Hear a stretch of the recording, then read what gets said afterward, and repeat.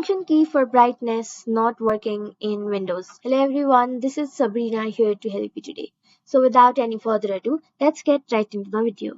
The first thing before starting is you will have to know that this keys or function keys will vary in functions according to your keyboard. For some cases of keyboard, F5 and F6 keys are used for increasing and decreasing brightness, while for some it is used to rename files.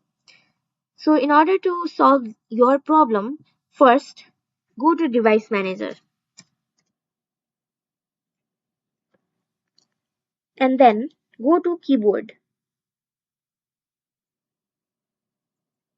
Select your keyboard and then right click on it and then simply uninstall device. After that, restart your computer and your computer will automatically download a keyboard driver for you.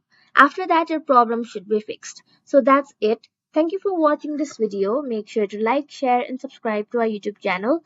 If you got any questions, comment them down and I'll catch you in the next one.